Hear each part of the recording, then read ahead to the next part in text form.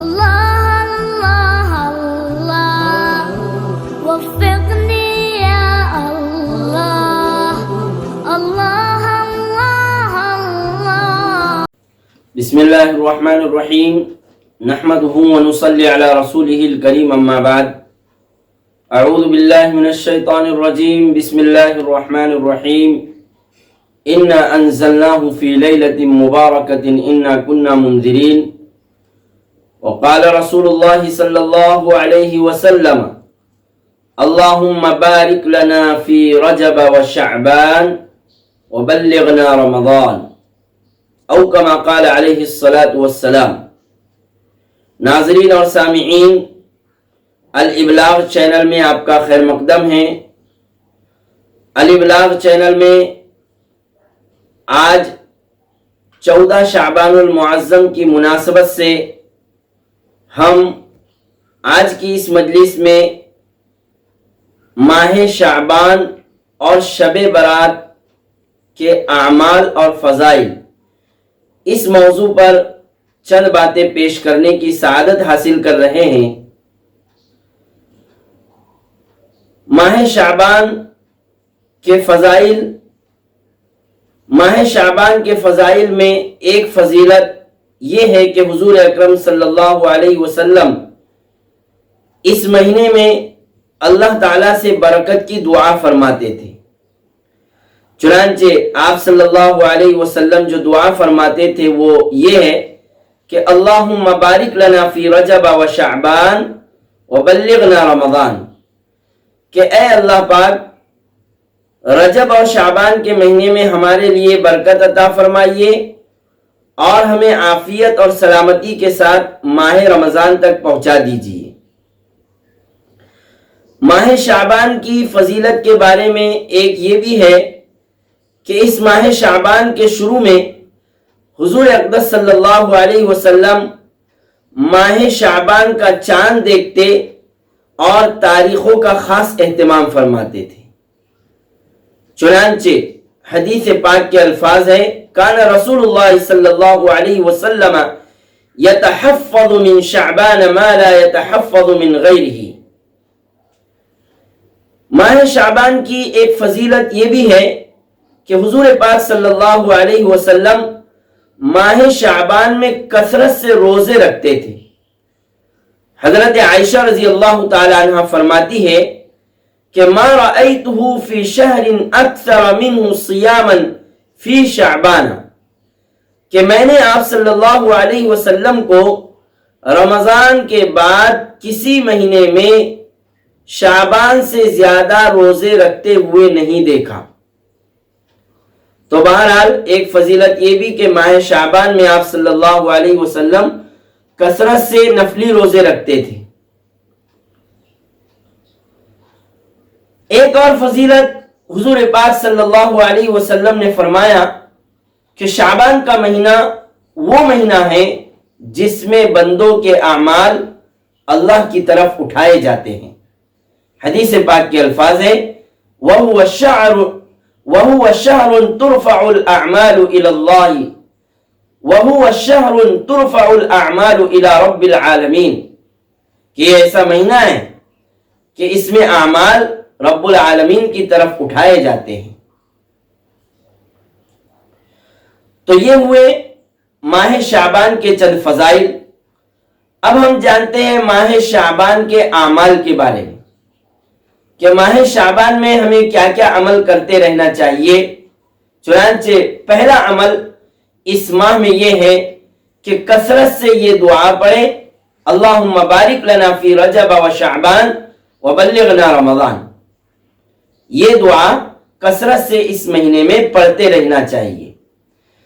دوسرا عمل اس ماہ شعبان کا کہ جتنا ہو سکے حسب طاقت اور حسب استطاعت شعبان میں کثرت سے نفلی روزے رکھے. شعبان میں کثرت سے نفلی روزے رکھے کیونکہ حضور پاک صلی اللہ علیہ وسلم شعبان میں کثرت سے نفلی روزے رکھتے تھے. لیکن 15 شعبان کے بعد آپ صلی اللہ علیہ وسلم نفلی روزوں کو موقوف کر دیتے تھے تاکہ رمضان کی تیاری کر سکیں۔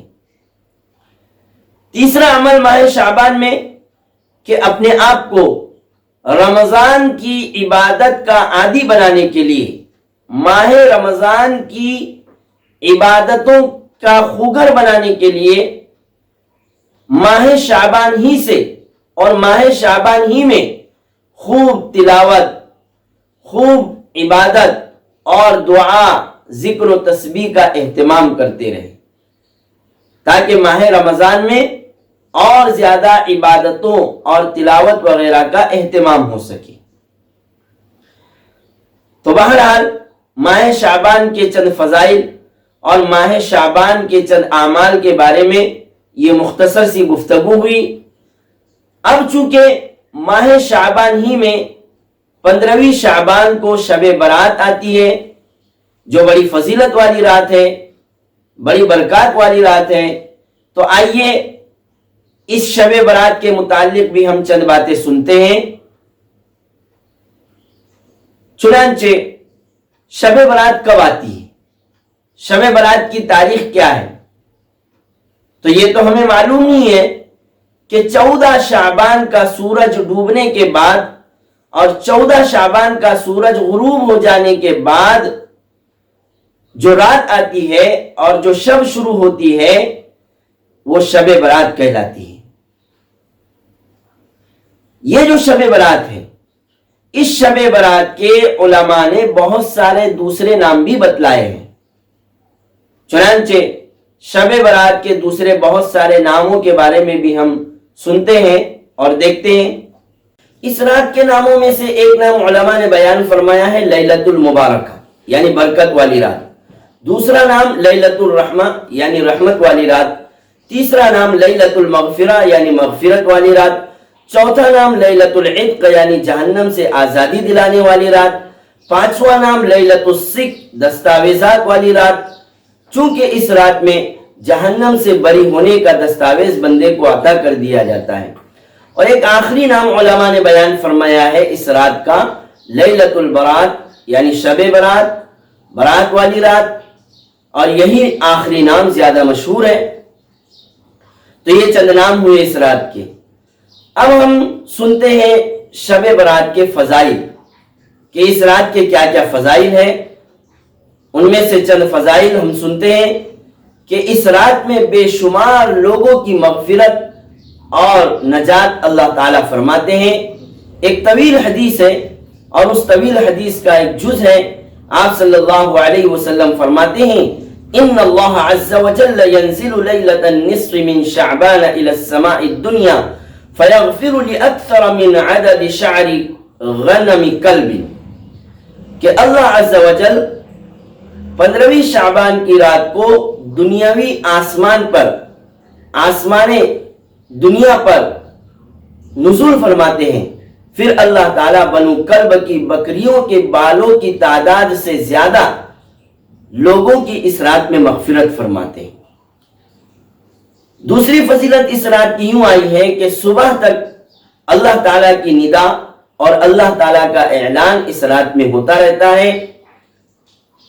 طویل حدیث کا جز ہے فَيَقُولُ أَلَا مِن مُسْتَغْفِرٍ لِّي فَأَغْفِرَ لَهُ أَلَا مُسْتَرْزِقٍ فَأَرْزُقَهُ، یعنی اللہ تعالیٰ آسمان دنیا پر نزول فرما کر یہ اعلان فرماتے ہیں کہ کیا ہے کوئی مغفرت طلب کرنے والا کہ میں اسے معاف کر دوں، کیا ہے کوئی رزق طلب کرنے والا کہ میں اسے رزق دوں، کیا ہے کوئی مصیبت میں مبتلا کہ میں اس کی مصیبت کو دور کر دوں۔ اس طرح اللہ تعالیٰ اعلان فرماتے رہتے ہیں۔ اسی طرح ایک فضیلت شب برات کی رات کو زندہ کرنے اور عبادت میں گزارنے والوں کے لیے جنت ہے۔ حضور پاک صلی اللہ علیہ وسلم نے فرمایا من احیا اللیالی الخمس وجبت له الجنہ، کہ جس بندے نے 5 راتیں زندہ کیا، یعنی ان راتوں میں اللہ کی عبادت کیا، اللہ کو یاد کیا، تو اس کے لیے جنت واجب ہے۔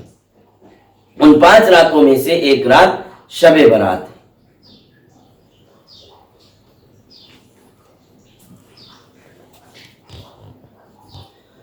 تو یہ چند فضیلتیں شب برات کے متعلق ہم نے سنا۔ اب ہم مختصر میں جان لیتے ہیں کہ شب برات میں کیا اعمال ہمیں کرنا چاہیے، کیا کیا کام ہمیں کرنا چاہیے۔ چنانچہ شب برات میں پہلا عمل کہ اس رات کو عبادت میں، تلاوت میں، ذکر و تسبیح میں، اللہ کی یاد میں گزارنا چاہیے، کیونکہ آپ صلی اللہ علیہ وسلم نے فرمایا کہ جب نصف شعبان کی رات آ جائے تو تم لوگ اس رات میں قیام کرو اور 15ویں شعبان کا روزہ رکھو۔ اس لیے زیادہ سے زیادہ اس رات میں حسب استطاعت جتنا ہو سکے اللہ کی عبادت خوب کی جائے، اور اس رات میں یہ یاد رہے کہ عبادت کا کوئی طریقہ مخصوص نہیں ہے، کوئی طریقہ خاص نہیں ہے، بلکہ تلاوت، عبادت، ذکر و تسبیح، زیادہ سے زیادہ درود شریف پڑھنے کی کثرت، اور جو بھی عبادت ہم کر سکتے ہیں وہ کریں۔ اس رات کا دوسرا عمل قبرستان میں جانا ہے۔ حضور پاک صلی اللہ علیہ وسلم اس رات میں قبرستان تشریف لے گئے، مگر واضح رہے کہ آپ صلی اللہ علیہ وسلم کا یہ عمل اس قدر خفیہ عمل تھا، اس قدر پوشیدہ عمل تھا کہ آپ صلی اللہ علیہ وسلم نے اپنی زوجہ حضرت عائشہ رضی اللہ تعالی عنہا کو بھی قبرستان جانے کی خبر نہیں دیا اور اپنے قبرستان جانے کے عمل کو مخفی رکھا۔ اور اسی طرح یہ بھی یاد رہے کہ آپ صلی اللہ علیہ وسلم اپنی حیات مبارکہ میں صرف ایک مرتبہ قبرستان تشریف لے گئے، اس لیے اس سنت کو زندہ کرنے کے لیے کبھی کبھار قبرستان بھی چلے جانا چاہیے۔ یہ نہ ہو کہ بہت پابندی سے، بہت اہتمام سے ٹولیاں بنا کر، بھیڑ لگا کر، شور و شغب کرتے ہوئے قبرستان میں جائے، یہ سنت کے خلاف عمل ہے۔ بہرحال یہ مختصر میں آج کی اس مجلس میں ماہ شعبان اور شب برات کے فضائل اور اعمال کے متعلق ہم نے سنا۔ اللہ تعالیٰ کہنے سننے سے زیادہ عمل کی توفیق عطا فرمائے۔ سبحان اللہ و بحمدہ، سبحان اللہ العظیم، وما علینا الا البلاغ المبین۔